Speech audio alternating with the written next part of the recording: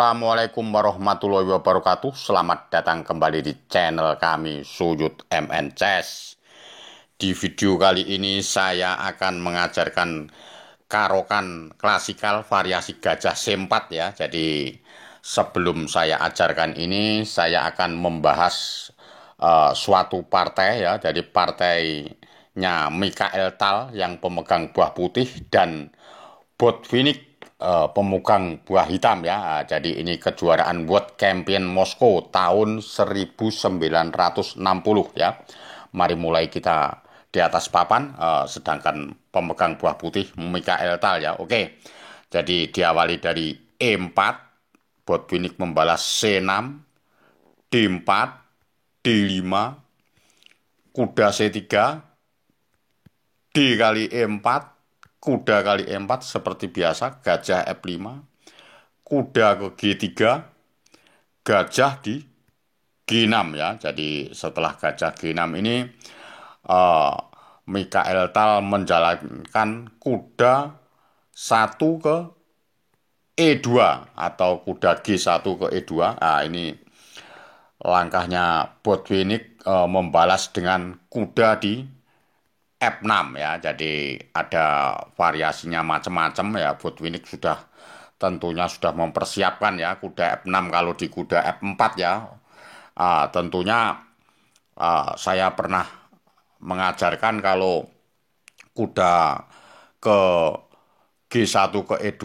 cukup dengan E6 juga bisa. Setelah kuda F4 barulah gajah di D6. Kalau H4 baru menteri C7 ya. Jadi kalau posisi H5 begini ya, tentunya gajah kali C2, menteri G4, kuda ke E7, menteri kali G7, benteng ke G8 ya. Jadi langkahnya cukup bagus sekali. Hitam setelah menteri H6, benteng ke G4 ya.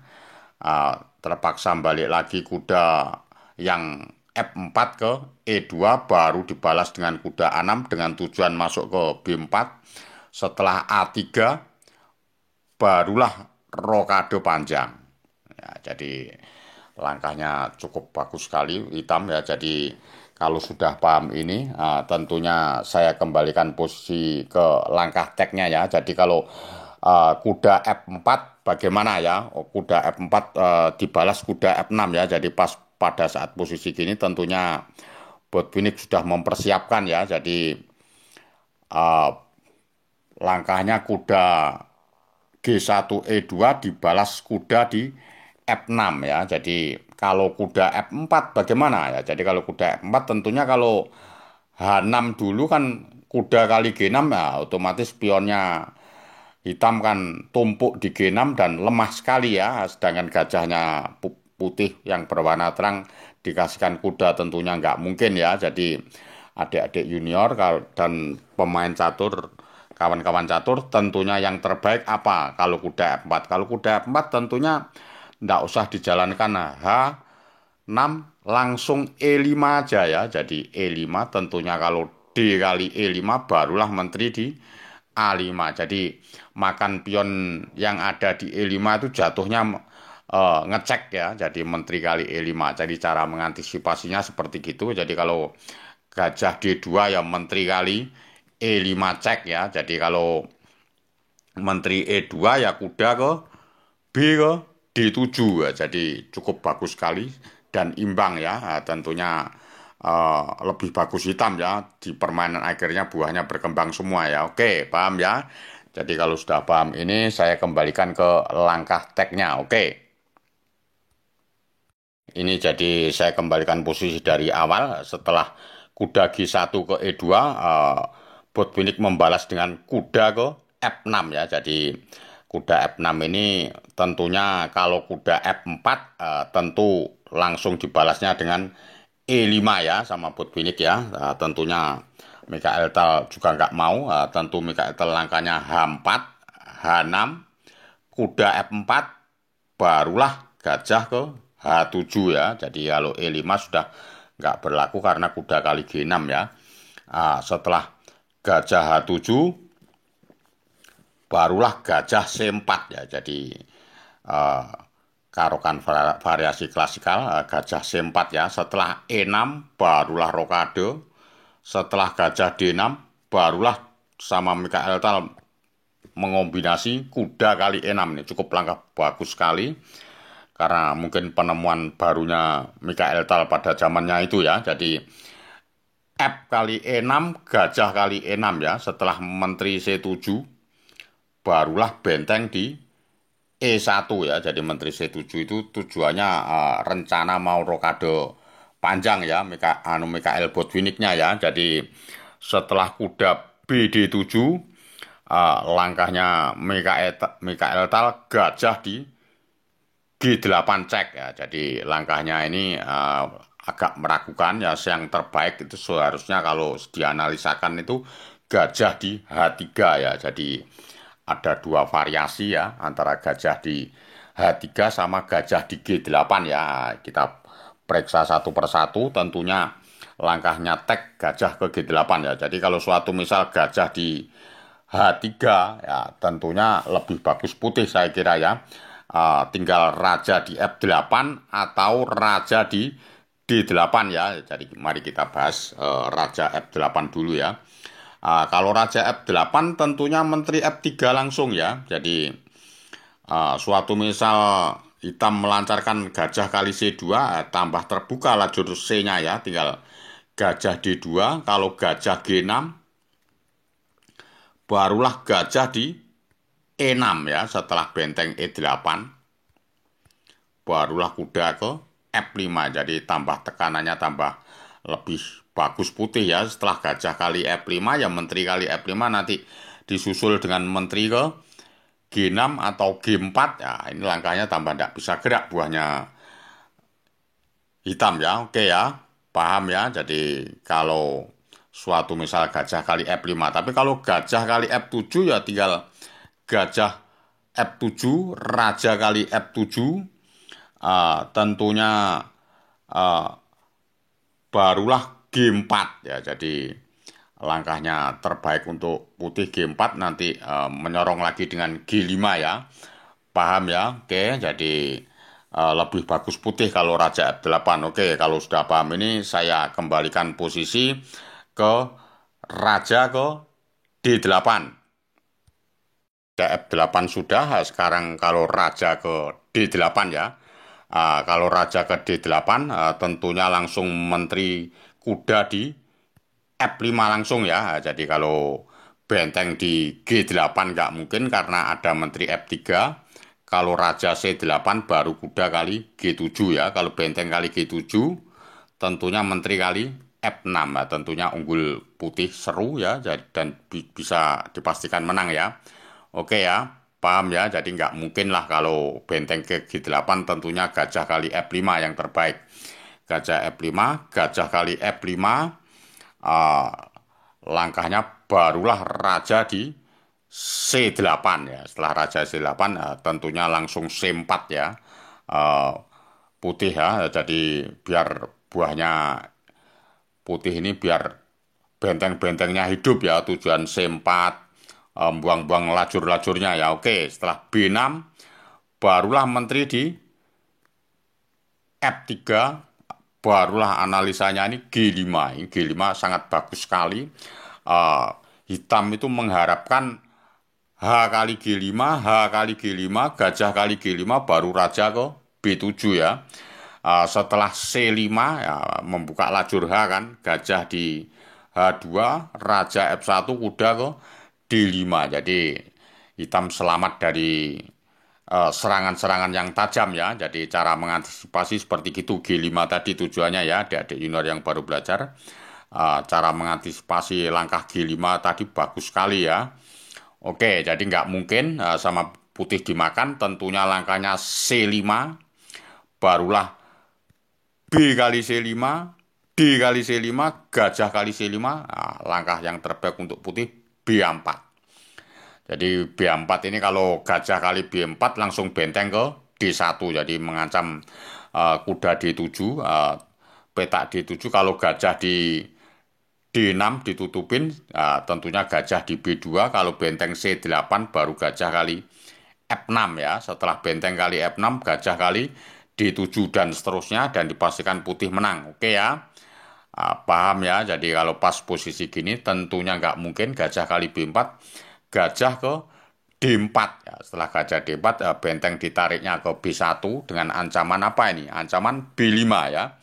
Jadi kalau A6 barulah menteri ke D3 ya. Jadi gajahnya ini nggak ada tempat karena hanya gajah di E5 aja, barulah dikombinasi benteng kali E5, menteri kali E5, gajah kali D7 ya. Setelah kuda kali D7, barulah gajah di B2 ya. Jadi mengancam menteri E5 dan benteng H8, tentunya menteri ke E8 ya. Ini jangan dimakan dulu, langsung aja benteng ke C1 dulu ya, mengancam petak C6 ya. Setelah benteng di F8, barulah benteng kali C6 ya. Jadi raja B7 nggak mungkin, ada variasi langkah menteri ke D5 macam-macam ya. Tentunya raja ke D8 untuk di backing dengan kuda ya. Setelah raja D8, barulah H kali G5 ya. Jadi H kali G5 ini uh, cukup bagus sekali. Tentunya menteri di E1 cek, raja di H2 ya. Jadi kalau menteri kali F2 sangat riskan sekali ya, karena ada gajah di F6 ya. Benteng kali F6, benteng kali F6 ya. Jadi malah riskan sekali. Menteri H4 ya, raja di E1, menteri E1, benteng di F1 ya. Jadi lebih bagus putih, tentunya nggak mungkin.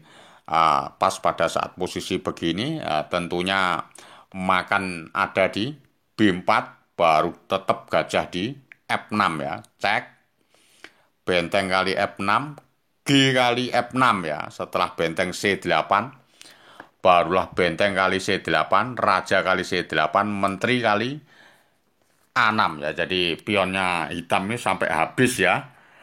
Tentunya hitam ya cukup hanya mencari remis saja ya. Jadi variasinya seperti itu. Jadi langkahnya permainan putihnya sangat melawan. Jadi kalau gajah H3 oke ya. Jadi kalau sudah paham ini, saya kembalikan posisi langkah tek. Langkahnya Mikael Tal, gajah ke G8. Oke. Setelah gajah D6, kuda kali E6, ya ini langkah ini cukup bagus sekali ya. Bisa dicontoh ya untuk adik-adik junior yang senang pemegang buah putih ya. Jadi persiapannya hitam ini kalau tidak bagus ya tidak mungkin bisa menang ya. Jadi F kali E6, gajah kali E6, menteri C7, benteng di E1, kuda B di 7 ya. Jadi langkahnya tek Mikael Tal ini gajah di G8 ya. Jadi kalau gajah H3 ini bisa diperagakan juga sama pemain putih yang suka dengan variasi klasikal gajah C4 ya. Tentunya gajah ke G8 variasinya Mikael Tal, barulah raja di F8 ya. Setelah raja F8 baru gajah kali H7, benteng kali H7. Setelah benteng kali H7 masuklah kuda di F5 ya. Jadi kuda F5 cukup cantik sekali. Langkahnya ini sangat bagus kuda F5 ya. Jadi memancing ya. Yang dipancing ini Mikhail Botvinnik ya, juara dunia juga ya. Jadi sama-sama Rusianya. Jadi sangat bagus sekali dia dipancing dengan benteng E8 begini. Nah, tentunya kalau benteng E8 langsung unggul putih ya, langsung dibalasnya E5 ya. Jadi H5 maksud kami ya. H5 cukup nekan ya. Jadi kalau benteng kali E1 ya menteri kali E1, kuda kali H5 ya langsung menteri di E6 ya. Jadi mengancam gajah di D6 dan menteri di G6 macam-macam ya. Dan dengan perkembangan nantinya ya. Oke ya. Paham ya. Jadi tentunya Mikhail Botvinnik nggak mungkin mau dia menaruh benteng di E8 ya. Langkahnya Botvinnik cukup brilian sekali. Langkahnya adalah G6 ya. Jawaban yang paling cantik, jadi mengorbankan pion yang ada di H6 ya. Tentunya gajah kali H6 cek sama Mikhail Tal dimakan pionnya H6. Botvinnik tidak memakan. Jadi kalau memakan ya tentunya unggul putih ya. Kalau benteng kali H6, kuda kali H6. Tentunya raja di G7 baru kuda di G4 ya. Tentunya sangat bagus putih ya. Jadi dan disusul dengan benteng yang ada di E6 ya. Nah, ini pionnya putih tambah banyak, masih 7 ya, 7 melawan 4 ya. Jadi kalah kualitas tapi masih melawan dengan pion-pion yang banyak ya. Oke ya, jadi nggak mungkin. Tentunya langkahnya Botvinnik, langkah teknya raja di G8 ya, cukup bagus sekali. Botvinnik menjalankan raja G8, barulah kuda kali D6 ya. Tentunya Botvinnik memilih kuda dari memilih gajah ya. Kalau memilih gajah tentunya ada benteng E6 ya. Jadi cukup bagus untuk putih. Tentu memilih dengan kuda menteri kali D6 barulah gajah G5.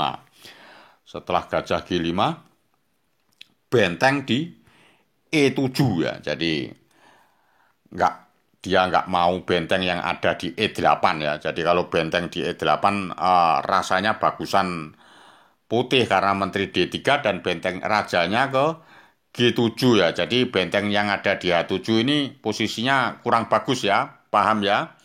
Jadi yang diadu sama Mikhail Botvinnik benteng di E7 dan menteri di D3 balasannya Mikhail Tal ya. Mengancam pion G6 setelah raja G7.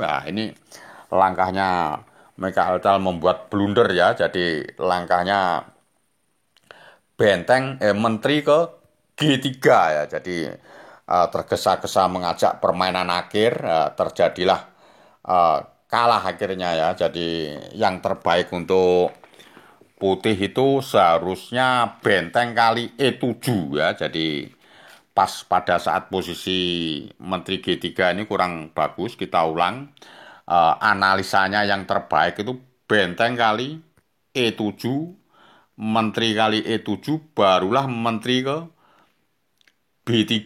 Jadi mengancam pion yang ada di B7 ya. Jadi kalau langkahnya ini B6 ya, cara mengaktifkan benteng yang ada di A1 ya, mengancam dulu menteri di C3, benteng C8 barulah benteng E1 ya. Jadi caranya mengaktifkan seperti itu. Jadi sangat melawan sekali ya kalau posisinya ini pionnya masih 7 melawan pion 4 ya, tapi sangat bagus untuk putih saya kira Mas Ian ya. Oke ya, paham ya. Oke, jadi kalau sudah paham ini, kalau pas posisi menteri ke B3 ini mungkin ditutup dengan kuda B6 barulah A4. Kalau kuda D5 baru C4 ya kan. Setelah C4 kalau kuda B4 nutupin pel B ya dibuang dulu H5. Cara mengantisipasinya seperti itu. Kalau G kali H5 baru gajah kali F6 ya. Setelah gajah kali F6 tentu tidak mungkin dimakan dengan menteri, dimakan dengan raja, baru menteri ke G3 dengan ancaman menteri ke H4.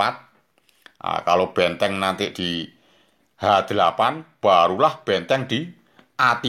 Jadi cara mengembangkannya lewat jalur A juga bisa ya. Jadi nantinya bisa ngecek di F3 ya. Oke ya, paham ya. Oke, jadi kalau sudah paham, saya kembalikan posisi di langkah teknya Menteri G3 tadi ya. Oke, kembalikan posisi dari awal langkah teknya Mikhail Tal Menteri ke G3 ya. Jadi langkahnya terburu-buru Menteri G3 langsung diselesaikan sama Botvinnik dengan benteng kali E1 dulu ya. Benteng kali E1. Benteng kali E1, menteri kali G3, F kali G3, barulah benteng di F8 ya. Setelah benteng F8, langkahnya Mikhail Tal C4, barulah kuda ke G4 ya. Kuda G4 dengan tujuan mau mengawinkan kuda yang ada di D7 ya. Kalau benteng E7 ya benteng di F7 ya. Kalau D5, C kali D5, C kali D5, barulah kuda D ke F6 ya. Setelah D6 barulah benteng di F7 ya. Setelah benteng C7, benteng C1 maksud kami, mau masuk di C7 baru benteng ke D7 ya. Permainan akhirnya seperti begitu. Setelah benteng ke C7 baru raja di F7. Jadi kalau memakan benteng C7 ya bunuh diri hitam ya, tentunya bisa kalah ya. Oke, jadi langkahnya setelah raja F7 tentunya gajah kali F6 sudah kehabisan napas kan, karena dengan ancaman raja E6, kuda kali E6, raja ke F2 ya. Setelah raja E6 barulah benteng kali D7, raja kali D7, raja di F3, raja kali D6 ya. Setelah raja F4 baru raja di E6. Setelah raja E6 G4 baru kuda ke D5 ya. Jadi kuda D5 tentunya kalau raja di G5 ya. Jadi raja G5 tentu yang terbaik raja di F7 ya. Setelah H5 barulah raja di G6, G7 maksud kami ya. Dia menempo A3 ya, barulah kuda ke E3. Cara mengantisipasi seperti itu. Setelah B3 begini ya makan aja H kali G5, H raja kali G5 baru kuda ke G2. Jadi cara mengantisipasi raja G5. Oke. Jadi kalau langkah teknya Mikhail Tal ini raja di E4 ya. Nah, setelah raja di E4 tentunya kuda di B4.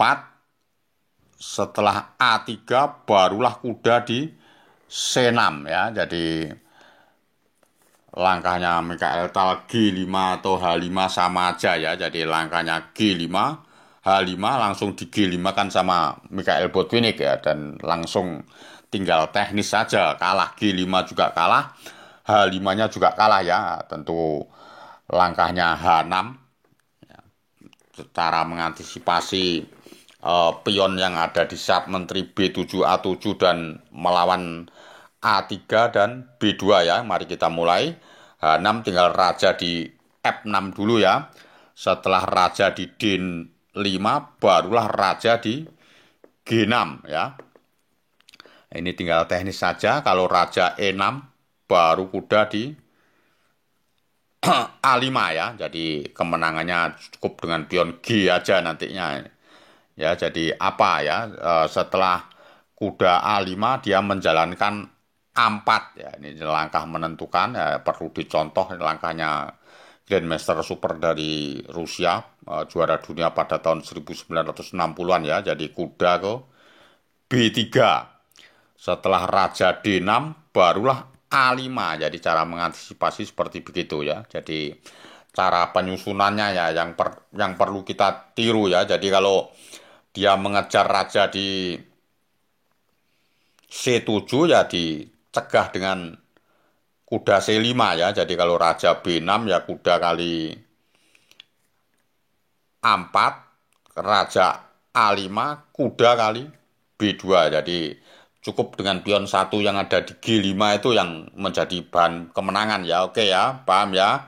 Jadi cara mengantisipasinya seperti gitu ya. Jadi melihat itu tentunya langkahnya nggak mungkin seperti gitu. A4 ya.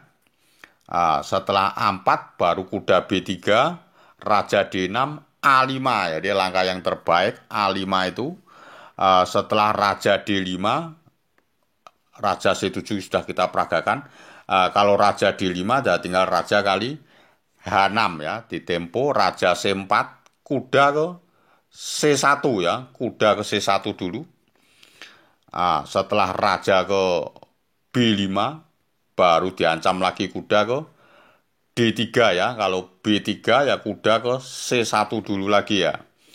Raja kali A5, kuda kali B3 ya. Raja B4, kuda C1 lagi balik ya. Jadi belum berani makan pion yang ada di B7 ya. Jadi kan tadi suatu misal dicek ini larinya raja di B6. Nah, apa langkahnya kalau raja B6 ya tentunya raja ke G6 ya. Jadi memutar untuk memasuk di E5. Kalau makan ya kuda cek di C5 ya. Jadi caranya seperti itu. Kalau A5 ya berarti dia tidak berani makan B7 juga ya. Oke ya, paham ya. Jadi cara mengantisipasi kudanya itu sangat lincah sekali ya. Melihat itu kuda ke C1 begini tentunya langsung menyerah ya. Jadi posisinya langsung kalah kalau raja kali A5 ya. Jadi pas pada saat posisi kuda B3 raja B4 ya tadi ya.